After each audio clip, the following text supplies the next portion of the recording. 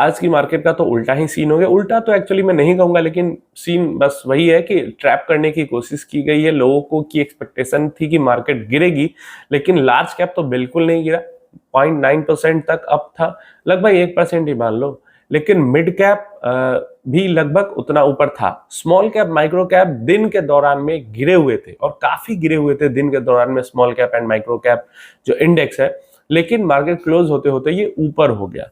तो अगर किसी ने जो ये मार्केट जियोपॉलिटिकल सेंटिमेंट चल रहा है उसके अकॉर्डिंग ट्रेड करने की कोशिश की होगी, तो वो तो आज फंसा होगा।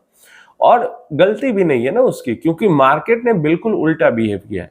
जो सिचुएशन इजराइल, ईरान, यूएस की चल रही है वो बिल्कुल भी ऐसी नहीं, बहुत अच्छी सिचुएशन नहीं है कि मार्केट इसको एकदम चेयर करे और 1% ऊपर चला जाए। ऐसा कोई सिचुएशन नहीं है। मार्केट ने आज बिल्कुल जो सिचुएशन है उसके अपोजिट रिएक्ट किया है। और यही तो रीजन होता है जो कहा जाता है मार्केट को प्रिडिक्ट करना या टाइम करना बहुत ज्यादा मुश्किल है। कुछ लोग कह रहे कमेंट बॉक्स में आपने प्रिडिक्शन की थी, गलत हो गया। भाई मैंने जो वीडियो बनाया उसमें भी ये बात बोली थी कि ये कोई प्रिडिक्शन नहीं है, ये जो सिचुएशन, जियोपॉलिटिकल जो टेंशन सिचुएशन चल रही है, हम उसको वहां पे डिस्कस कर रहे हैं। अगर उसके कारण मार्केट खराब होती है तो डर के भागना नहीं है, ये लाइन में। और मैं प्रिडिक्ट कर रहा हूं कल मार्केट गिरेगी ही गिरेगी, ये लाइन में, ये दोनों में अंतर है या नहीं है।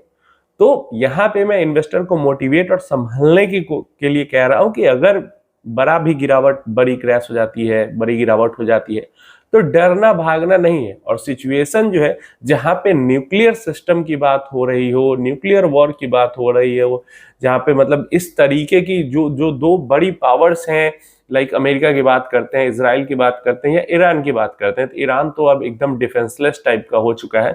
तो बहुत लंबी लड़ाई नहीं खींचनी चाहिए, लेकिन फिर भी अगर दो कंट्रीज के बीच में, तीन कंट्रीज यहाँ पे इन्वॉल्व हो जाए, लड़ाई जैसी सिचुएशन हो, क्या फुल फ्लेज्ड वॉर हो ही रही थी, पूरा तेहरान को तबाह करके रख दिया, तो अगर ऐसी सिचुएशन बनती है तो ये बहुत क्रिटिकल सिचुएशन है। और सिर्फ उन दो देशों के लिए नहीं, अगर न्यूक्लियर कुछ भी यूज होता है तो वो सिर्फ उन दो कंट्रीज के लिए नहीं दिक्कत है, वो पूरी धरती के लिए दिक्कत की बात है, पूरे अर्थ के लिए दिक्कत की बात है। क्योंकि फिर कहां पे क्या दिक्कत होगी वो आपको भी नहीं पता चलेगा। तो ये टेंस्ड सिचुएशन में मार्केट 1% ऊपर चला जाए, तो ये ऐसा नहीं कि एकदम बस रैली आ गई और बहुत अच्छी सिचुएशन थी इसलिए ऐसा हो गया। ये मार्केट ने बस ट्रैप किया है और कुछ नहीं किया है। और ऐसा भी नहीं कि लॉन्ग टर्म सेंटिमेंट खराब, अगर 15 दिन 10 दिन में मार्केट में मतलब ये लड़ाई वाली चीजें खत्म हो जाती है तो फिर से मार्केट बैक ऑन ट्रैक आ जाएगा। लेकिन अभी की सिचुएशन खराब थी और उस पे मार्केट को इस तरीके का, खासकर लार्ज कैप इंडेक्स को 1% जब, और क्योंकि पूरी मार्केट ऊपर जाती ना तो समझ में आता है सेंटिमेंट अच्छा है। यहाँ पे माइक्रो, स्मॉल नीचे और मिड ठीक ठाक और लार्ज सबसे ऊपर, मतलब कहीं ना कहीं कुछ गेम चल रहा था मार्केट के बीच में। आज पुष्कर राज ठाकुर का नया वीडियो आया है, और नया वीडियो आया है ये मुझे कमेंट्स के जरिए पता चला, आप ही लोगों ने कमेंट्स करके बताया, जहां पे उन्होंने बताया है कि म्यूचुअल फंड सही नहीं है। क्यों सही नहीं है? तो अचानक 1 साल बाद उनको याद आया कि 4 जून 2024 को म्यूचुअल फंड की जो एनएवीज है वो लोगों को सेम डे पे नहीं मिली थी, कई लोगों को आगे बढ़ा दी गई थी एनएवी की डेट, इस कारण म्यूचुअल फंड सही नहीं है। 1 साल बाद अचानक से उनको याद आया और इसलिए उन्होंने वीडियो बना दिया कि म्यूचुअल फंड सही नहीं है। अब देखिए, ऐसे इंसान जो कि हर कुछ समय बाद अपनी पर्सनालिटी को बदल देते हैं, अपने नेम तक को बदल देते हैं, तो वैसे इंसान से आप यही सब आप एक्सपेक्ट ही कर सकते हैं। यही आपको सोचना ही चाहिए। आपको ये नहीं सोचना चाहिए कि वो कुछ अच्छा आपको सिखा देगा एंड यहाँ पे कभी कोई एमएलएम बेचने लगे, फिर कोई ट्रेडिंग का कोर्स बेचने लगे, फिर कोई स्टॉक इन्वेस्टिंग बेचने लगे, कोर्स सिखाने लगे, फिर कोई म्यूचुअल फंड इन्वेस्टिंग सिखाने लगे, उसके बाद ईटीएफ इन्वेस्टिंग, मतलब। और ऐसा नहीं कि सब करो साथ में, नहीं, एक के बाद दूसरे पे गया तो पीछे वाला गलत हो गया। तो ऐसे लोग से आपको यही एक्सपेक्टेशन रखनी चाहिए, यही तरीके की चीजें हो सकती है।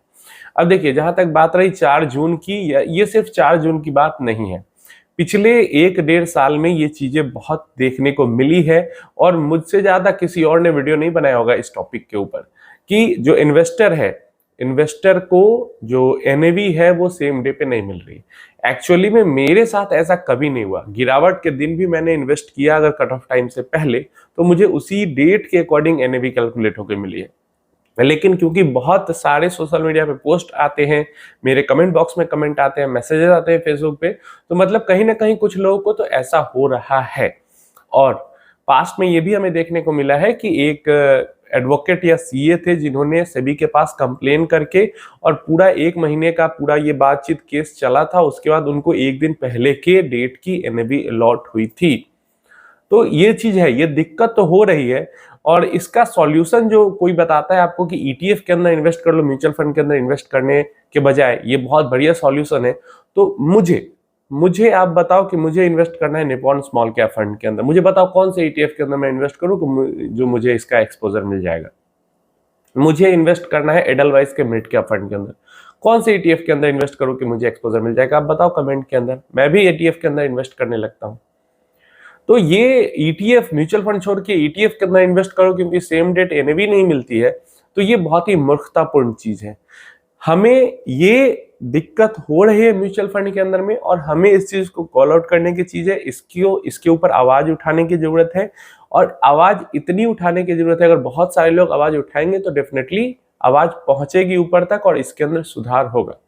पास्ट में बात इसके ऊपर हुई है लेकिन सिर्फ एक तरीके की वार्निंग या एडवाइस नोटिफिकेशन देकर छोड़ दिया गया था कि आगे से ऐसी चीजें नहीं होनी चाहिए, लेकिन कोई कड़ा नियम इसको लेकर नहीं बनाया गया कि ये फेलियर फिर से नहीं होना चाहिए कि इन्वेस्टर इन्वेस्ट करता है कट ऑफ टाइम के पहले तो उसी डेट की एनओवी मिलनी चाहिए। कोई क्लियर स्ट्रिक्ट रूल नहीं बनाया गया इसको लेकर, ये बनाने की जरूरत है।